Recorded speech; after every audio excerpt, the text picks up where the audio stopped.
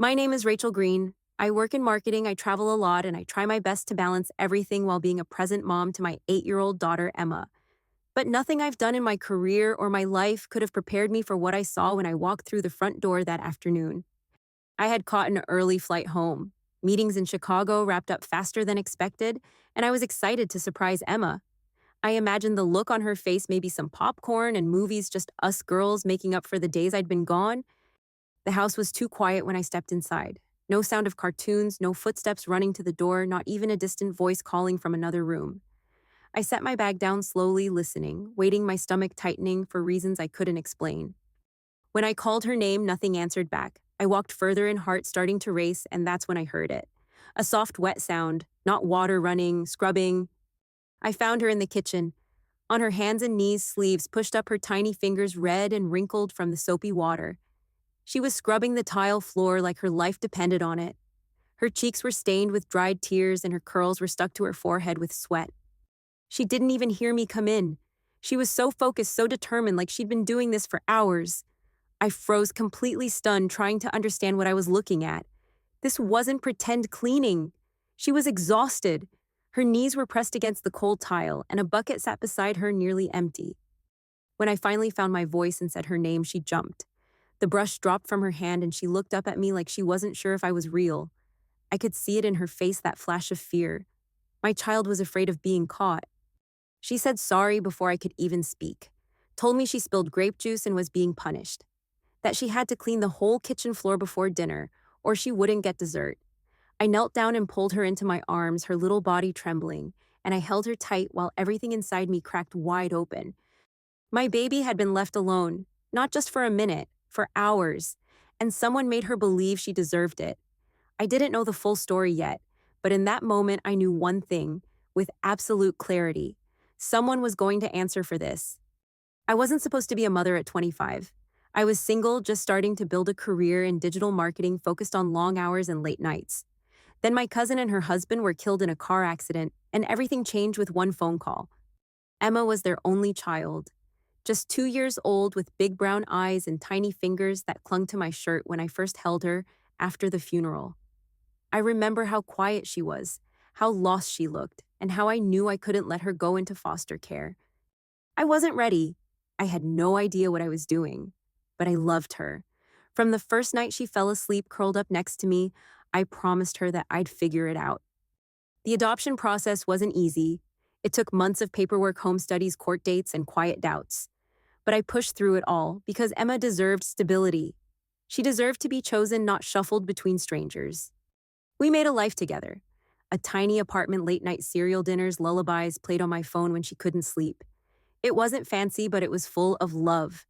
I learned how to braid her curls, and she learned how to make me laugh when I wanted to cry. 3 years later, I met Jake at a mutual friend's barbecue. I wasn't looking for anyone. I barely had time to date, but he was patient, kind. He got down on the ground to play blocks with Emma instead of just smiling at her from a distance. He showed up, not just for me, but for her. He read bedtime stories with silly voices, showed her how to ride a bike, and always called her his girl, like it was the most natural thing in the world. Watching them together made me believe in things I thought I had missed my shot at. When he proposed, he gave me a ring and gave Emma a necklace with a little heart. He asked both of us to become his family. And when we got married, he adopted her legally. From that moment on, she was Emma Green, just like us. It wasn't perfect. Blending lives never is, but it was good. For the first time in years, I didn't feel like I was surviving. I felt like I was building something real. Jake's parents, Frank and Susan, seemed pleasant when I first met them. Polite, a little formal. They brought Emma a stuffed bear and a card that said, "Welcome to the family." But there was something in the way Susan looked at her. A pause, a tilt of the head that made me feel like she was studying her. "She's a sweet little thing," she said once. "Doesn't look much like either of you, though." I told her Emma was adopted and she gave a tight smile and nodded. But something about it felt off, like she was recalculating how she saw our family. At holidays, they were generous. They bought gifts and helped clean up after dinner. But there were always small things I noticed. Frank would ask Emma how school was, but shift his full attention the second Emily, Jake's niece, entered the room. Emily is Jake's brother's daughter. She's just a few months younger than Emma, and while the girls got along well, the grandparents always seemed more animated around Emily. like something clicked more naturally with her. At first, I thought I was imagining it. I didn't want to be one of those people who found fault where there was none. I wanted them to love Emma the way Jake and I did. I wanted to believe they were just adjusting to a different kind of family. But then, there were the photos. They posted pictures from Thanksgiving, but only the ones with Emily. They made two birthday cakes, one shaped like a unicorn for Emily, and a plain chocolate one for Emma. When I mentioned it gently to Susan, she brushed it off, said Emma had always liked chocolate and they didn't want to overwhelm her. Jake said they needed time, that it wasn't personal, that maybe they just didn't know how to bond with Emma yet. I wanted to believe that. I really did. So I smiled, nodded, and kept showing up, hoping things would even out with time. Looking back now, I wonder if I missed the signs, or if I saw them and didn't want to admit what they meant. Because if I admitted it, I would have had to ask a much harder question. One I wasn't ready to face. Not yet. It started with birthday presents. The first time we celebrated the girls' birthdays together, Frank and Susan brought two wrapped boxes. One was a bright pink package with ribbons and glitter for Emily, and the other was a plain gift bag for Emma. Emily's box held a brand new karaoke machine with lights and a microphone. Emma got a coloring book and a small pack of crayons. Emma didn't say anything. She smiled and thanked them like I taught her. But later that night, she asked me quietly why hers didn't light up too. I told her sometimes gifts are different and it doesn't mean anything, but deep down, I wondered if it did. At Christmas, it happened again. Matching pajamas for both girls, but Emily's were monogrammed. Her stocking was stuffed to the brim. Emma's had fewer items and a toothbrush among them. When I brought it up to Jake, he said, maybe they just didn't think about it that way. I nodded. I wanted to believe him. On social media, it was subtle but constant. Photos from family gatherings always featured Emily in the center, her smile framed by hearts and captions about her being their little star. Emma was in the background, or cropped out entirely. Susan once posted a photo of Emily holding a pie she didn't bake, calling her the future chef of the family. The same day, Emma had actually helped me make the real pie. No one mentioned it. There were comments too. Offhand maybe, but they built up. Susan would ask Emily about dance class with delight in her voice, then glance at Emma and say nothing. Once when Emma was telling a story about school, Frank interrupted her mid-sentence to ask Emily if she wanted more juice. Emma went quiet. I could see it in her face the way she folded into herself. I started noticing patterns. Every family dinner, Emily sat next to Susan. Emma was seated at the far end. When the girls both drew pictures for their grandparents, only Emily's made it to the fridge. Emma's stayed folded in her backpack. She never asked why. She just stopped drawing them. Once Emma tried to give Susan a hug and was met with a stiff pat on the back. When Emily walked in the room 2 minutes later, Susan's arms opened wide. I watched it happen, felt the sting, then told myself not to overthink it. Maybe Susan was distracted. Maybe she didn't notice. But I noticed. I kept noticing, and I started to wonder if Emma did too. At Easter, they brought chocolate bunnies. Emily's was wrapped in gold foil with a bow and a matching Easter basket. Emma's was smaller, unwrapped, and handed over with a napkin. I told myself it was a mistake. Maybe they got mixed up. Maybe the store ran out, but I knew better. One afternoon, we all met at the park. Emily got a new pair of rollerblades and zipped around while Frank held her hand and cheered. Emma ran up to show a flower she had picked. Susan said not to crush it and told her to throw it away. Then she turned and offered Emily a juice pouch from her purse. Emma didn't say a word, but I saw the way her shoulders dropped. Jake noticed some of it too. After a particularly awkward Christmas, he pulled his parents aside. He told them Emma was his daughter and needed to be treated as such. They acted surprised, said we were being too sensitive, claimed they loved both girls equally. Then they gave Emily a handmade scrapbook and told Emma to share. I wanted to speak up more, I really did, but every time I tried, I hesitated. Was I imagining things? Was I being unfair? I didn't want to be the daughter-in-law who caused tension. I didn't want to ruin family gatherings. So, I stayed quiet. I smiled through the small slights. I told Emma she was loved and special and didn't need shiny things to prove it, but every time I watched her look toward them and wait for attention that never came, a piece of me chipped away. It wasn't that they were cruel, it was that they were careless, thoughtless, and maybe deep down unwilling to see Emma as fully theirs. I didn't want to believe that. I couldn't, so I kept brushing it off. Until the day I came home early and found her scrubbing the floor alone. That was the day the excuses stopped working. That was the day I saw it all for what it really was, and I couldn't ignore it anymore. The Chicago trip had been on my calendar for weeks, but I kept finding reasons to delay confirming it. The timing never felt right. Emma had a school project coming up, Jake was in the middle of a new client pitch, and something about leaving her didn't sit well in my chest. Still, when my manager called to say the meeting was critical and my presence was non negotiable, I knew I couldn't put it off any longer. I told myself it was just 3 days. Emma would be fine. She always was. Jake offered to handle everything while I was gone. He joked about making pancakes for dinner and finally building that bookshelf in Emma's room. I felt better knowing she'd be with him. He was steady, fun, present in all the ways that mattered. 2 days before my flight, Jake got a call from his office in Boston. Their biggest account was threatening to walk. He was the lead and they needed him on site. The timing couldn't have been worse. We stared at each other in silence after he hung up, both of us doing mental math on how to fix it. We went down the list: babysitters, neighbors. My friend Jen, who sometimes helped in emergencies, was out of town. My mom had just had knee surgery and couldn't travel. Every option closed like a door clicking shut. Jake was the one who brought up his parents. They had asked to spend more time with Emma. He said maybe this was the chance to let them prove themselves. I hesitated. Every cell in my body tensed at the thought, but I didn't have a better answer. He promised it would only be a few days. He said they were capable, said it might even be good for Emma and them to have one-on-one time without us hovering. I told myself he was right. When they arrived that morning, they looked prepared. Overnight bags, a bag of groceries, and a short nod from Susan as she breezed past me into the house. Frank gave me a smile and told me not to worry. I wanted to believe him.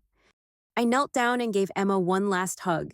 She held on a little tighter than usual. I told her to be good to listen and to call me every night. She promised she would.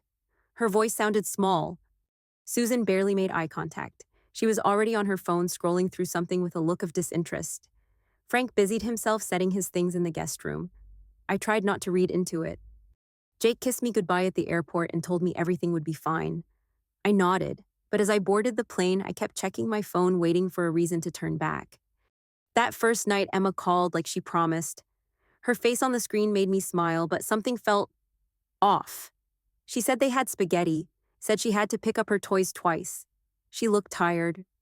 I asked if she was having fun and she said it was okay. Just okay. Susan made her clean up a juice spill and told her not to be messy. I laughed a little, said rules are different at Grandma's house, but the pit in my stomach didn't budge. The second night, Frank answered the phone. He said Emma was finishing dinner and would call me back. She didn't. I texted. No reply. When I called again an hour later, Susan answered. She said Emma was already asleep. Her voice was clipped. She said they'd been out all day and the girl was worn out. She didn't say where they had gone. I tried to shake it off. Maybe they really had a busy day. Maybe Emma was just tired, but I kept thinking about the way she had clung to me when I left. The way Susan avoided looking at her when they arrived. Jake called later that night. He said his meetings were running long. The client was being difficult. He might have to stay an extra day. I said we'd manage. My voice sounded stronger than I felt. The next morning, my boss announced the meetings were wrapping early. The client had signed. Everyone was thrilled. Someone suggested sightseeing, but all I could think about was getting home. I didn't tell anyone I was coming back. I figured it would be a fun surprise. I pictured Emma's face lighting up, her little arms flinging around my neck. I missed her laugh. I missed the way she told stories that never quite ended. As the plane touched down, I felt the knot in my chest tighten instead of ease. I texted Jake and told him I was heading home. He was still in Boston, told me to give Emma a big hug for him, said he was proud of me for handling everything so well. I wanted to feel proud too, but all I felt was uneasy, like something wasn't right and I just hadn't seen it yet. Like I had let my guard down when I should have listened to that quiet voice whispering in my gut, the one that had been trying to tell me something all along. The Uber dropped me off just after 3. Our driveway was empty, no sign of Frank and Susan's car. The house looked the same as when I left, but something about the silence pressed on me the second I stepped out. I unlocked the front door and let myself in quietly, already imagining how surprised Emma would be. I smiled, expecting her to come running. But the moment I crossed the threshold, I knew something wasn't right. It was too still. Not peaceful, empty, no sound of footsteps or cartoons or drawers opening in the kitchen.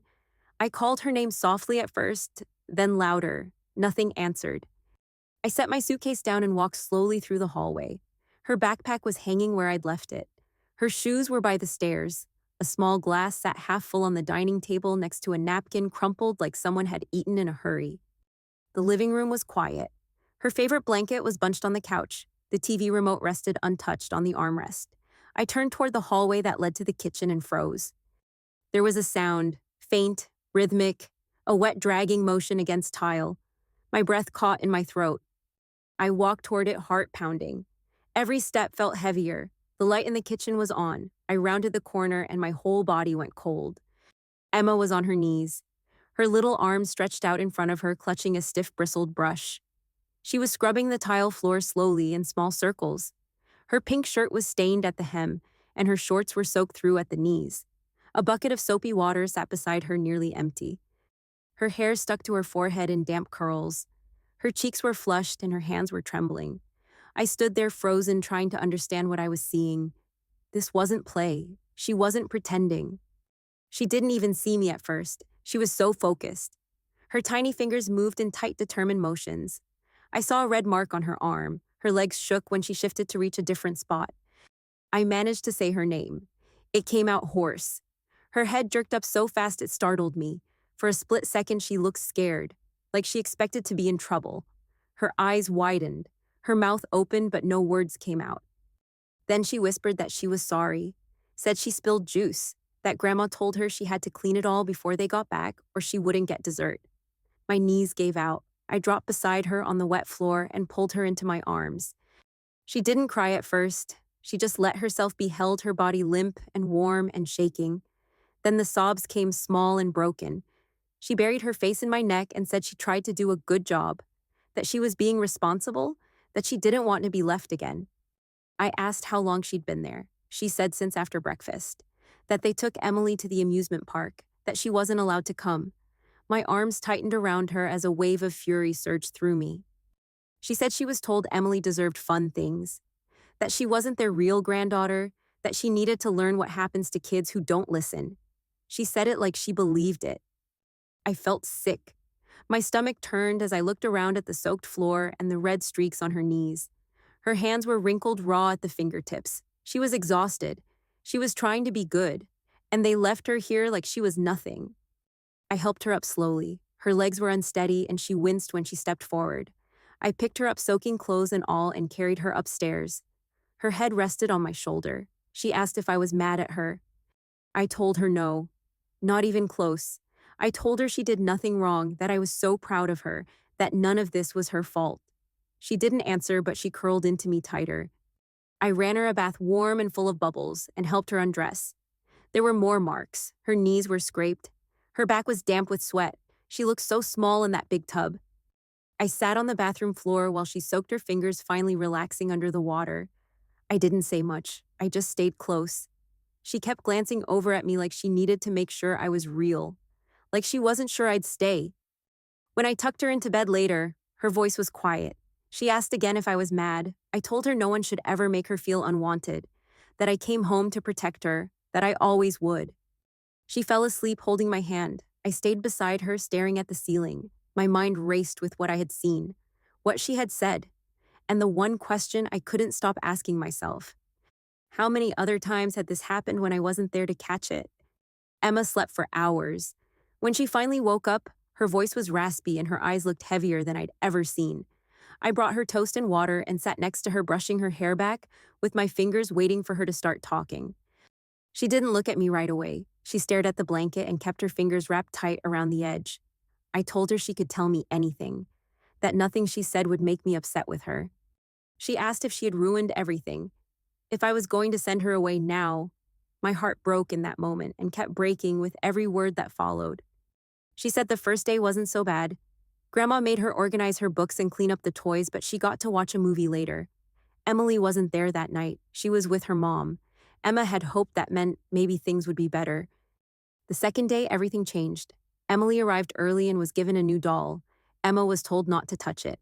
They had pancakes for breakfast, but Emma said hers were cold while Emily got hers fresh from the pan. She asked if she could have another, and Susan told her not to be greedy.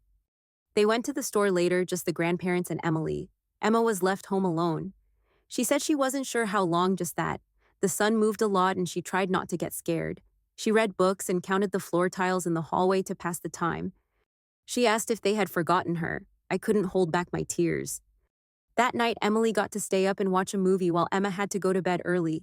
When she asked why Frank told her little girls who whine don't get privileges, Emma said she hadn't whined. She had only asked if she could have dessert too. On the third morning, Emma said she accidentally spilled her juice. It splashed on the floor and some got on Susan's slippers. Susan yelled, told her she needed to learn how to be more careful, told her it was time she started earning her place in the family. She made Emma scrub the floor as punishment, told her it wasn't just about the juice, that it was about learning respect, told her to think about why she wasn't invited to the park. Emma asked if I knew they were going without her. I told her no. She looked at me like she wasn't sure if she should believe that. She said Susan told her Emily deserved special days because she was real family, because she had their blood. Emma said she didn't even cry then. She just nodded and kept scrubbing. She thought maybe if she did it well enough, she'd get to go next time. She said Frank left her with the bucket and told her to make the place shine. Then they left. They didn't even say goodbye. She said the door shut and the house went quiet, and that's when she got scared. She thought about calling me, but she didn't want to get in trouble. She thought maybe if she just worked harder, they'd come back and be proud of her. She asked if I thought she was a mistake, if maybe they were right, if maybe being adopted meant she didn't really belong. I felt something tear inside me. I took her hand gently and told her none of this was her fault, that she didn't deserve a second of it, that she was mine, forever, loved and chosen, not a backup plan, not a burden. She nodded, but I could see the doubt still flickering in her eyes. This wasn't just about what happened. This had carved into her. I asked if they had ever left her alone before. She paused, then said yes. That last time she stayed with them, they went to a movie with Emily and told her she had to stay home and think about her attitude. She couldn't remember what she did wrong, just that she cried until she fell asleep on the couch. She said sometimes Susan told her she was lucky we took her in, that not all kids like her get that chance, that she should remember how easy it would have been for her to end up in a foster home. I tried to stay calm. I tried not to cry in front of her again, but the fury rising inside me was louder than anything I'd ever felt. This wasn't one bad decision. This wasn't about spilled juice. This was a pattern, a slow, deliberate erosion of her sense of worth from people who were supposed to protect her. She asked if I was going to make them apologize. I told her yes, that they would hear every word, that they wouldn't be allowed near her again unless she felt safe. She nodded slowly and leaned into me. I held her close and made a silent promise right then. No more benefit of the doubt, no more trying to keep the peace. My job was to protect her, and I had failed. But I wasn't going to fail again. Not one more minute, not one more word unspoken, not one more tear falling because someone couldn't see what I saw in her. She was mine, and I was done being quiet. I waited until Emma was asleep to call Jake. I sat on the edge of our bedlights, off the only sound in the room, the quiet hum of the fan overhead. When he answered, his voice was tired but cheerful, like he expected a quick check-in before bed. I didn't ease into it. I told him everything. From the moment I walked into the kitchen to the last word Emma said before falling asleep, I laid it out in exact detail, my voice calm and steady, even as my hands trembled. There was silence on the other end. For a long moment, I thought he had dropped the call. Then he breathed in sharp and broken. He asked if I was sure, if Emma really said those things, if they really left her alone. I said yes. I told him I saw it with my own eyes, the red marks on her knees, the look on her face. The way she said she was sorry for spilling juice like that justified being abandoned. Jake didn't speak for a while. When he did, his voice cracked. He said he was getting on the first flight home. He didn't care about the client anymore. He didn't care about anything except getting to Emma. I told him I had already decided they were leaving tonight. He agreed without hesitation. He said they would never be allowed near her again without one of us there, that they were finished pretending nothing was wrong. When we hung up, I sat there for a while, letting the quiet settle. The shock had worn off. What I felt now was sharper, clearer. It wasn't panic. It wasn't sadness. It was something heavier. I walked to the bathroom and looked at myself in the mirror. My face looked older than it had that morning. My eyes were tired, but my jaw was set. I didn't feel like crying anymore. I felt like fighting. I packed their things into the spare room. I took their overnight bags and set them by the front door. Every folded shirt and toiletry was a line drawn in the sand. I checked on Emma again. She had kicked off her blanket. I covered her gently and smoothed her curls away from her cheek. Her face looked peaceful for the first time since I'd come home. I walked through the house with a notepad and pen. I wrote down everything she told me. I wanted to remember it all. No part of this would be dismissed or downplayed. By the time I sat down again, I knew exactly what I was going to say. I wasn't going to raise my voice. I wasn't going to yell or scream. I was going to make it perfectly clear. They were not welcome here, not anymore. They had crossed a line, not just by what they said or did, but by what they made my daughter believe about herself. That was something I would never forgive. That was something I would never allow again. I didn't know how they would respond. I didn't care. I wasn't afraid of making a scene. I wasn't afraid of them being upset. The only thing I feared was failing Emma again. And that wasn't going to happen, not ever. I heard the car pull into the driveway just after 6. The sound of doors closing, shopping bags, rustling laughter drifting through the front door, like nothing was wrong. I stood in the center of the living room waiting. Susan walked in first, holding a gift shop bag with a roller coaster logo on it. Frank followed with Emily on his shoulders, her cheeks red from the sun. No one seemed to notice me until I cleared my throat. Susan jumped slightly, then forced a smile. She asked what I was doing home early and where Emma was. I didn't smile back. I told her Emma was upstairs, resting, after spending hours scrubbing the kitchen floor alone. Frank stopped moving. Emily slid off his back and looked around confused. Susan blinked, then raised her eyebrows, brushing it off. She said Emma had made a mess and needed to clean up, that kids these days didn't know responsibility. I said scrubbing the entire floor wasn't discipline, it was punishment, especially when paired with being left completely alone for half a day. Her smile cracked. Frank tried to step in, said I was blowing things out of proportion, that Emma was a little dramatic sometimes, that she had probably misunderstood. I asked if leaving her alone 2 days in a row was also a misunderstanding, if telling her she wasn't real family was something she made up too. Susan's mouth tightened. Frank looked down at his shoes. Susan said children exaggerate, that they say things for attention, that Emma had always seemed a little sensitive. I said being sensitive wasn't the problem. Being neglected and emotionally abused was, that what they did was unacceptable, and that they would be leaving. Tonight. Susan's face twisted. She said I was being hysterical, that I was undermining family authority, that they had raised 2 boys and knew how to parent. I said they hadn't parented. They had bullied, manipulated, chosen one child over another with full awareness, that their version of family came with conditions, and my daughter deserved better. Frank said he didn't recall ever saying Emma wasn't family, that maybe Susan said something out of context, that we were all tired and should talk in the morning. I pulled out my phone, put it on speaker. Jake answered on the second ring. His voice was sharp, asked if they were there. I said yes, and I told him they still didn't see what they'd done wrong. Jake didn't hesitate. He said he stood by everything I said, that he was ashamed, furious, and that from this moment forward they would not be allowed alone with Emma again. Susan scoffed, said she always knew this would happen, that I would come between them and their son, that this is what happens when people play house with someone else's child. Jake went quiet on the line. Then he said the words I will never forget.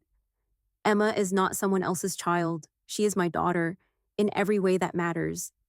Susan started to respond, but Jake cut her off, said if they couldn't treat Emma with the same love and respect they gave Emily, they didn't deserve to be in our lives, that it was their choice. Frank pleaded for reason, said surely we weren't throwing them out, that they didn't mean harm, that they were just trying to help raise her right. I said raising her wasn't their job, that they had already failed the most basic test, to love her unconditionally, and that I wouldn't let them hurt her again. Susan said blood is blood, that they just felt closer to Emily because she was theirs, that it was natural. Jake's voice cracked through the speaker. He said if that was how they defined family, then they were the ones who didn't belong, that they needed to pack and leave before he got home. Emily looked up at them, eyes wide, asked if Emma was okay. Susan told her to be quiet, that grown-ups were talking. I knelt beside Emily and said Emma was fine, that none of this was her fault, that she could still be cousins with Emma, that love between kids didn't have to break because grown-ups messed up. Susan huffed, grabbed their bags, said we would regret this, that we were turning Emma into a victim, that she had tried to help.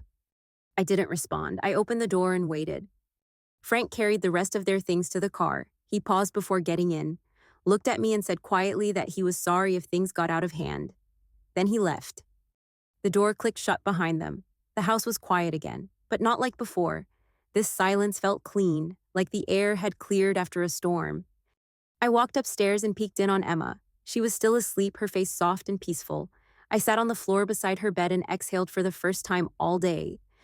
They were gone, and she was safe. And for the first time, I felt like I had done exactly what a mother should do. The morning after they left the house felt quieter, but in a different way. Not heavy or tense, just still, like it was waiting to breathe again. Emma woke up late, her face still puffy from sleep. I sat on the edge of her bed and asked if she wanted pancakes. She nodded, then wrapped her arms around my waist before I could get up. We ate together at the kitchen table. No phones, no distractions, just the sound of syrup being poured and forks tapping against plates. She smiled for the first time in days, and I almost cried. Later, we built a blanket fort in the living room. She wanted to pretend it was a spaceship, so we gathered flashlights and snacks and named each cushion after a planet. I let her talk as much or as little as she wanted. I didn't press. I spent the evening researching child therapists. I found one with a warm smile in her photo and a bio that focused on building trust. I left a message, then sat back and watched Emma draw on the floor beside me. Her crayon moved slowly, her eyes calm. Jake came home the next morning. He looked exhausted. His shoulders dropped the second he saw us, like just being near her helped him breathe again. Emma ran into his arms. He held her for a long time, whispering something I couldn't hear, and I saw her shoulders relax against his chest. He kissed the top of her head and didn't let go. We spent the day together, no plans, no structure. Just us, a family, the kind that loves hard and messes up and still shows up again. That night, Jake and I talked after she went to bed. He apologized over and over, said he should have listened to his instincts sooner, said he wouldn't stop making it up to her. I told him what mattered now was moving forward, protecting her, rebuilding the parts of her they tried to shake loose. The therapist called back the next day. We scheduled an appointment for the end of the week. I told Emma she could talk to someone whose job was to help kids feel better when grown-ups got things wrong. She asked if I'd stay in the room. I said always. We made a list of things she loved: swimming, stickers, the color yellow. I taped it to the fridge like a daily reminder that she was still full of joy no matter what they tried to take from her. There were moments she still flinched, times she asked if Susan and Frank would come back. I told her not unless she wanted them to, that she had power in that choice now. Some nights she needed the hallway light on. Other nights she curled up between us and didn't say a word. I didn't mind. I just kept holding her, letting her know we were here. Healing didn't come all at once, but it started in little ways. In shared jokes, in bedtime stories, in the way she started humming again while brushing her teeth. We were going to be okay, not because it didn't hurt, but because we refused to let the hurt define us. We chose to rebuild together, one day at a time. It took 5 months before we heard from them again. A letter came first, handwritten, careful words that tried not to defend too much but still skirted around the worst of it. Susan said she had been raised a certain way, that she didn't understand what it meant to be an adoptive grandparent until she got it so painfully wrong. Frank's words were softer, more direct. He said he had watched the video of Emma at her dance recital and cried. We didn't respond right away. I needed time. Emma needed more. I showed her the letter, asked if she wanted to talk about it. She didn't, not then. 2 weeks later, Susan called. I didn't recognize the number. She said she had been working with a counselor, that she wanted to make things right if she could. She didn't ask to come over. She just asked if we would listen. Jake and I talked about it. We talked with Emma too. We told her it was her choice, that nothing would happen without her say-so. She nodded, quiet, thoughtful, then said she wanted to hear what they had to say. We met at a local park, neutral ground. Emma brought her favorite stuffed fox and held it tight. When Susan and Frank arrived, they looked older, smaller, like life had finally caught up to them. Susan started. She said she didn't expect forgiveness, that she had been wrong, deeply, that she had let her own fear and pride push love out of the way. Frank added that they had missed a lot, that they were ashamed of how they made Emma feel. Emma listened. She didn't speak at first, just sat with her arms folded and eyes locked on the picnic table between us. When they finished, there was a long silence. Then Emma asked why they didn't want her. Her voice was small but steady. The question cut through everything. Susan's eyes filled. She said she had no excuse, that she let biology matter more than love, and that she was sorry. Emma didn't cry. She just looked at them for a long moment. Then she said maybe they could try again. But slowly, one little visit at a time. Susan reached out gently and asked if she could give Emma a hug. Emma looked at me. I nodded. She nodded back. It wasn't a big embrace, just enough. Just honest. As we walked to the car, Emma looked up at me and asked if it was okay to still be careful. I told her yes, that love and boundaries could exist together, that trust didn't have to come all at once. She squeezed my hand and said she was glad she was part of our family. I told her she was the heart of it, every part of it, and nothing would ever change that. The backyard was strung with paper lanterns, each one painted by Emma and her friends. She turned 9 that day. Her hair was in 2 braids, and she wore a crown made of felt and glitter that she made herself. Jake stood by the grill laughing as he tried to flip burgers with one hand while Emma tugged him toward the craft table. I sat with a slice of cake in my lap watching her run barefoot across the grass with the kind of joy that felt earned, the kind that only comes after you've known pain and found your way back. This year, there were no whispers, no shadows at the edges of the celebration, just music, laughter, and Emma in the center shining. She gave a little speech before we cut the cake, thanked everyone for coming, said this was her favorite year ever. After the guests left, we cleaned up slowly, letting the night settle around us. Emma curled up beside me with frosting on her cheek and asked if we could do it all again next year. I kissed her forehead and said we would, and I meant it. Jake came and wrapped his arms around both of us. We stayed like that in the quiet, not needing to say anything. It wasn't perfect, but it was whole, and it was ours. If you're a parent, I want to tell you something I wish someone had told me earlier. You are allowed to protect your child, even if it makes other people uncomfortable, even if it breaks the illusion of a perfect family. Your job isn't to keep the peace, it's to keep your child safe. And sometimes those two things don't go together. There were moments I questioned myself, moments I wondered if I was being too emotional or too harsh. But the truth is, our children are watching. They learn how to value themselves by how we show up for them. So if you're standing at a crossroads, if you're feeling torn between keeping the peace and keeping your child whole, I want you to hear this. You are not wrong for choosing them. You are not wrong for saying no, even to people you once trusted. It's not easy, but it's worth it. And the day your child looks at you and knows they are safe because of you, every hard decision becomes a quiet kind of victory. If this story spoke to you, I'd love to hear your voice in the comments. Maybe you've had to make a hard choice in your own family. Maybe you've seen favoritism hurt someone you love or struggled with setting boundaries for your kids. This space is for you. Share your thoughts, your stories, or even just a moment that stayed with you. You never know who might feel a little less alone because you spoke up.